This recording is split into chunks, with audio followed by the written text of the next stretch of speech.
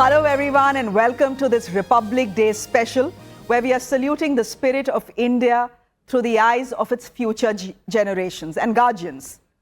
Today's show is bringing you young army officers whose courage, discipline and dedication embody the promise of a stronger nation. They stand not just in uniform but as symbols of sacrifice, leadership and unwavering patriotism. Join us as we celebrate the pride of India and the voices that will shape its tomorrow. Absolutely thrilled to welcome all of you to the studio here. Captain Natarajan Shiva, thank you very much. Lieutenant Amit, thank you very much for being here. Captain Harshita, good to have you on the show. And Captain Tanesh, good to have you on the show as well. You're all in your 20s. This is your first Republic Day parade. And this is also your first TV studio interview. So thank you for giving us the honor to begin with.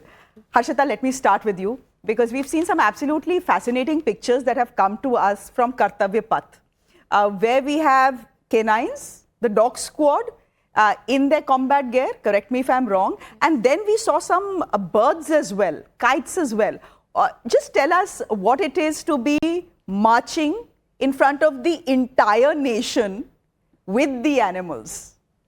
So it is absolutely a matter of pride and honor for me to be leading the RVC contingent. Remount and Veterinary Corps, the motto itself says Pashu Seva Smakam Dharma. So this particular contingent is uniquely curated with different animals, which includes 2 Bactrian camels that have come from Ladakh, 4 Zanskari ponies, 4 raptors, and then you have already... When you say raptors, that's what you mean? Yes. Okay. What do they do? So these are the black kites that are trained for anti-drone operations and surveillance. So as you can see in the image also, they have a small camera mounted on their head, which is used for surveillance purpose. And that is how these animals are trained. So have they been deployed already or are they? Is this in the training process? It's in the process now. Okay. So these are the 2 main operational roles of these birds, and their natural capabilities enhance the effectiveness of those operations. And we saw, the dog squad in, these smart looking sunglasses, and they are in some sort of gear as well. What is that? And is it, for example, you have animals that have come from Ladakh. You have animals that have come from different parts of the country. Is it difficult for them to adapt to the vibe of Kartavya Path, the smog, the cold, etc.? So these animals, surely they've come from Ladakh, but they are considered highly adaptable. And considering we are talking about the Zanskar ponies here. Yes, considering the kind of endurance and their adapting capabilities, that is the reason in the first place why these animals are used by Indian Army. So, including even for dogs. So it goes for all animals, especially the native breeds. They are highly adaptable and their endurance levels are also really high. So it has not been a challenging aspect for the animals to be a part of this Republic Day parade and march on the Kartavya Path. Temperamentally, they don't pose a problem? No, they don't. Because they are trained to operate in all kinds of terrains? Yes. Yeah? Yes. Lieutenant Amit, we see your contingent from a distance because it's all white, right? And it's almost like you're going for a mountaineering expedition. Right. So tell us a bit about your contingent and about the Ladakh Scouts, though I believe you're leading a contingent of the mixed Scouts, right? Yes, ma'am. That's Son of the Soils. Right, ma'am. And all of them come from border areas. Yes, I'm leading the Mixed Scouts contingent at Republic Day Parade 2026. The troops are from Arunachal Scouts, Ladakh Scouts, Dogra Scouts, Kumaon Scouts, Garhwal Scouts and Sikkim Scouts. So Scouts is based on the concept of Sons of the Soil, which basically refers to their recruitment process. They all are recruited from the local region, which eventually is beneficial as they are well acquainted with the weather conditions and the local area. And we are wearing this special clothing, which is called ECWCS clothing. This is for the extreme weather conditions. Temperatures ranging from 15 degrees Celsius to minus 50 degrees Celsius.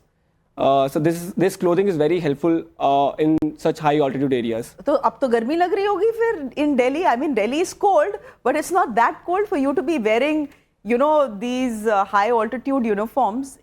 Does it get uncomfortable for you? Not at all. We have been practicing here since a few months, and all are very confident and are thrilled to be participating such a national event, and all are very excited to march on the Kartavya Path. Captain Shiva, this is everyone's first time, right? Yes, yes. At the Republic Day parade. So all of us have seen it on TV.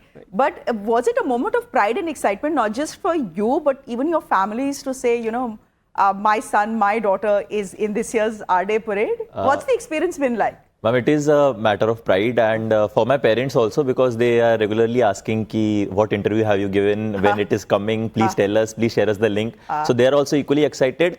Myself, I am also equally excited because this is the first time I am participating for such a big national event and showcasing the firepower of not just artillery, but the Indian Army as a whole is itself is a achievement for me and my family and the people that I have come with. So you are showing us the AMOG gun, right? Yes, ma'am. Just tell us a bit about it and what AMOG means. So, ma'am, AMOG is the name given to Advanced Towed Artillery Gun System. Two things that are special about this gun is that firstly, it is 100% indigenously made, and secondly, it is having the highest range for a towed RT gun system. So that itself is an achievement, because now we are moving towards self-reliant and talks of manufacturing in India and producing in India. So this is itself a big step towards by the regiment of RT and the Indian Army to induct such a big gun and showcase the artillery firepower.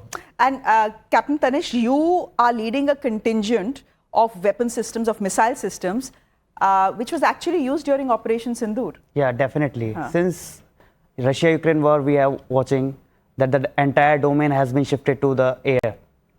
So it's really necessary for us to have a system which can deny the air superiority to the enemy. Correct. And MRSAM is such a system which provides high accuracy, high range fire, so that we can deny the airspace to the enemy.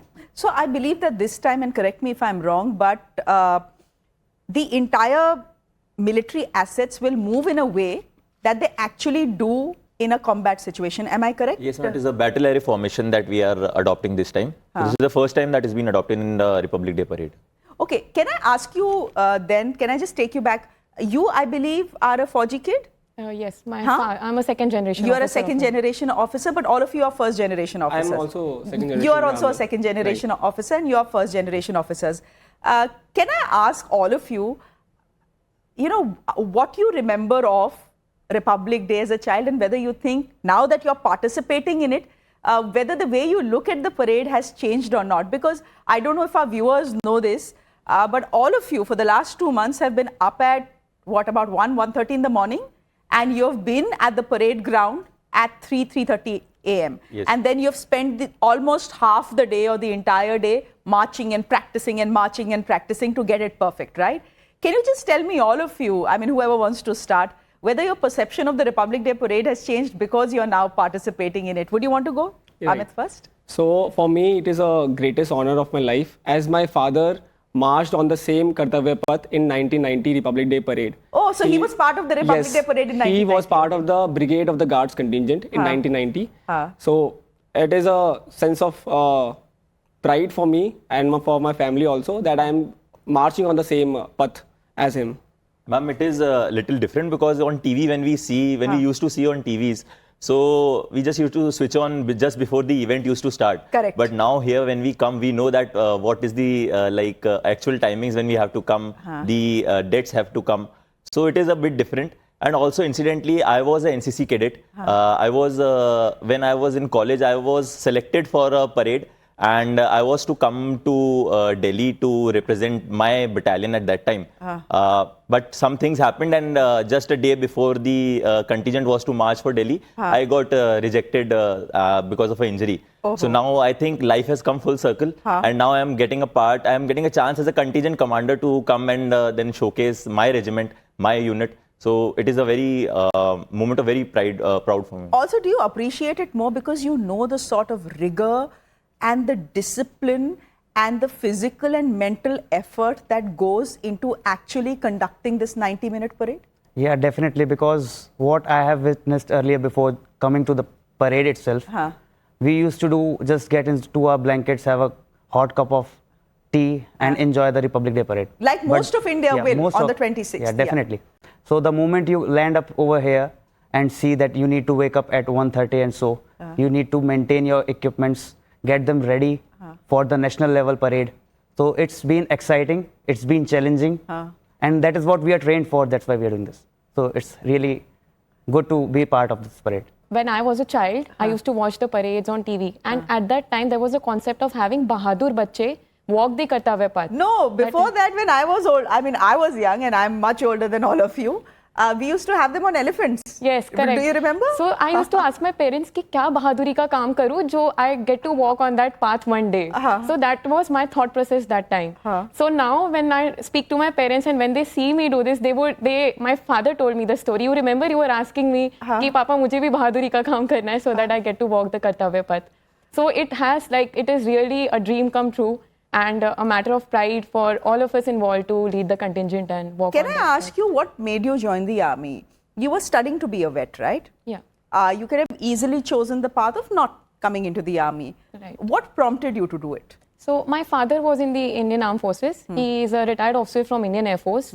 And as a child, I've seen him wear that uniform. Every day you see him get ready and serve the armed forces. So that it was my dream to don that uniform one day. And my father has been my biggest inspiration and motivation to join the armed forces. And being a vet was my childhood dream. So there's nothing more perfect to be a part of RVC, to get to serve the nation as well as the you animals. Combined two dreams. I did. That was a smart move. Amit, you studied to be a lawyer. Yes, ma'am. And then you ended up with Scouts. Yes. So I've done my graduation in law from National Law Institute, University, Bhopal. And afterwards, I gave my SSBs to join the Indian Army. As my father was in army, so since my childhood only, I've lived in cantonment areas. I've seen their disciplined life, and I've seen the charm of the olive greens. So I always wanted to wear the olive green as my father did. What about the two of you? You're first generation officers. What inspired you to come in, and what has the experience been like? See, my parents are teachers, so they used to motivate me. And where do you come from? I come from Bhiwadi, Rajasthan. So my parents, being teachers, they used to motivate me from the childhood only, having me under the good nurturing process. And my teachers also used to motivate me. So I was looking for a profession in which I can make my parents pride and I can serve my country also.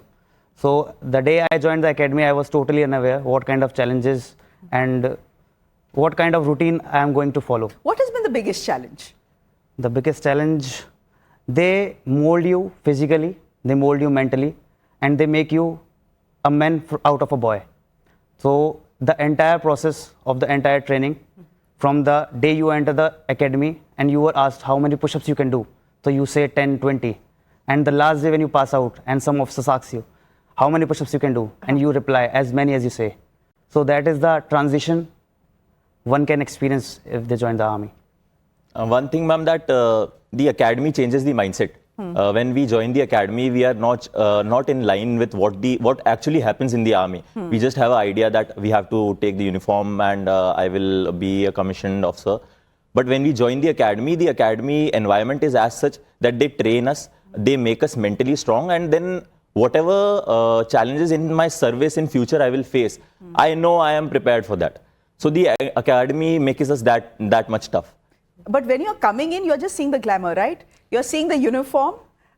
You're seeing sharp-looking young men and women marching in uniform. You look at the glamour, but very few people actually look at the hard work that goes in, right? Ma'am, a glamour is a part of like what we imagined, and then working for it and then achieving it was a really good thing that we were able to like get into. So it has been a very good experience as I have served in the army for whatever service I have put in here, and I'm sure others will also agree that army teaches you a lot of things. It like not only in the army, but it also prepares you for life. So we have a now very different outlook for all the challenges that we get in life also. So that is one thing which we have like trained, we have become from the army. The civilian or army ka attitude mein farak batao. What is the difference? Ma'am, there is not much difference, I would say, because we are now much more inclined towards working for the organization. A civilian is also working for the country. We are also working for the country. Both are contributing in their own way. It is just that we are now donning the uniform and some people look up to us. So this is one thing that which has really changed. Okay, in conclusion, I'm going to ask each one of you what you will take away from your experience here in Delhi and being part of this Republic Day. Harshita, if you want to go first. Also, there's a first to your name, Harshita, that I think you're amongst the first Women officers in Remount Veterinary Corps. Yes, what has that experience been like? It has been great, ma'am. I strongly believe that leadership has no gender. An officer is an officer. So if you come to, I have experienced the same thing since I have joined Indian Army. I have been able to, I have been appointed critical roles in leadership, and it has been a great experience so far.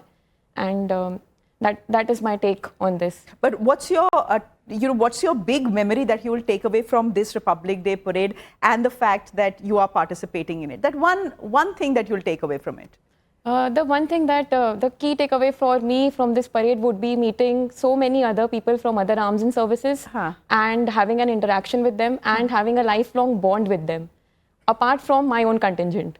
So, the thing that I'll remember is I being marching on the Kartavya Path along with my equipment, and the Raptors and planes going over my head, and the entire audience and the people are watching me, and I am presenting the salute to the President of India and to the guests. So it will be a really nice opportunity and a really great takeaway for me. Shiva? Ma'am, all in all, the whole environment and the way we are now ready for the parade. So that is one memorable thing that we'll be taking from here when we go back. And for me, as I am from the Arunachal Scouts, I've never met people from other scouts. So this was the first time that the family has come at a place for a greater good. Can I ask you, very quickly, what, I mean, we have spoken about what inspired you to join the armed forces. I think you've spoken about that. Can you talk to us a bit about what your experience in the army has been so far? All of you are very young. All of you are in your 20s. There's a long career ahead of you. But so far, what has the experience been for you, Amit, for example? I have put in 1 year of service as of now in the Indian Army. Experiences have been very great. A lot of learning. Also was deployed in high altitude areas. I learned a lot. Got trained in certain skills that are required in such areas, troop management as well, and working in harsh conditions that made me mentally strong. A lot of young people will be watching this broadcast, right? And they are looking at all of you as an inspiration. Can I ask you what then Shiva has been your experience and why you would encourage young people who are watching to join the forces, whether it's the Army, the Navy or the Air Force? Ma'am, when we were an aspirant, we used to think about the forces, and when we joined the services, the mindset completely changes. It's a totally different ball game, and I would say it is a level up. It is much better. You get to lead men. You get to serve on places where civilians are not allowed. You get to handle equipment which others are not able to handle. So the army gives you a life, like we used to see an ad, live a life less ordinary. Correct. So it is to the point, it is accurate that we live a life which is extraordinary life, full of challenges, full of adventure, and full of memories that are made for life. But it's also a life. It's also a life. People should know where there are no Saturdays, Sundays, and weekends. Sometimes, but yes, that is the part of the army. That's how we are trained. So it is now how we function. See, as he said, living a life less ordinary. Army has a motto, and they give so many opportunities. So since the time I have been in army, so I have been to places which I have never thought of. I have been to Dr. APJ Abdul Kalam Island for missile firing testing, and a dream that one can have after joining the army is to be the part of actual operations. And being part of Operation Sindhu gave me so many good and great exposure, good opportunities. Moreover, having a lifestyle which keeps you fit, which keeps you updated, which keeps on nurturing you in a positive way. So there are so many things being in army you are getting at all the times, and that what makes you different from the other professions. Captain Tanish, I don't want you to divulge any state secrets. Yes, sure. But I do want to ask you what those hours leading up to Operation Sindoor and actually Operation Sindoor being operationalized, what it was like, what it was like behind the scenes, what was going on? Great morale, great enthusiasm, a josh that I saw during Off Sindoor. I've never seen it in my men before that. So we were totally prepared and we were into action. So it was really great to witness that thing. All the times you were on your toes and you know that you are totally responsible for the security, for safeguarding your country, to safeguard the sky under which we all live. So it's a really great opportunity. But was there also that pressure, and what was this pressure about, mental and physical? See, the pressure is always there because you never know when and from where an enemy may come, a missile may drop on you. So at all the times the pressure is there, but we have been trained like that we have to lead the men, we need to console them, we need to motivate them at the same time. So there were challenges, but we all have been trained like that. We need to overcome those challenges and we need to lead them smartly and come as victorious. So when you say the morale was high, what does that mean? That everyone was charging to go, or was it, officers pepping up the troops to say, this is our chance to do something for the country? What was that? When you're saying the josh was very high, what does that mean? We were only instructing them what to do. Rest, all the things were coming up on their own. They were that much charged. And, Harshita, I'm just going to ask you that cliche question, but forgive me, because it's my age. About being a woman in the armed forces. Now, of course, you've had women who've come before you, not in the veterinary corps, but otherwise there have been women that have come before you. But can I ask you whether there have been challenges as well, especially when it comes to dealing with soldiers? Ma'am, there have been no such challenges when it came to dealing with the soldiers. Because since, like you itself mentioned, that women have been there in the army since some time now. But in the veterinary corps, to be specific, there was no such challenge because even those men have been dealing with women officers from other arms and services. Okay. So it was nothing new for them, and no challenges per se were faced by the women officers who joined the Remount Veterinary Corps as well. So what's been your experience like being in the Indian Army? You're saying an officer is an officer, there is no male officer and there is no female officer, but what's your experience been like, given the fact that you are a woman and that's an identity you cannot deny as well? Yes, ma'am. Ma'am, it has been a very enriching experience for me. I was deployed with my army animals to provide them vet cover in high altitude areas as well. And most of us have been doing our duties as per our charter of duties, and there has been no discrimination. So our main job is to provide vet cover to animals that are operationally deployed and also train them. Like recently, I have completed an army dog training course and I am the first woman officer to do so. So in that, I have been trained and I have been given the knowledge and aspects of how an army dog is made operationally ready. So including that aspect, there has been no such challenges, and the nuances that I got, the key takeaways and nuances that I received during my training were as good as any other male officer would have gotten. So essentially, you're saying that the challenge is the job, it's not the gender. Yes. Yes? No. All right. Thank you so much for joining us and being with us here in the studio. All the very best to all of you, and may you always make the country proud. Thank you so much. Thank you. Thank you.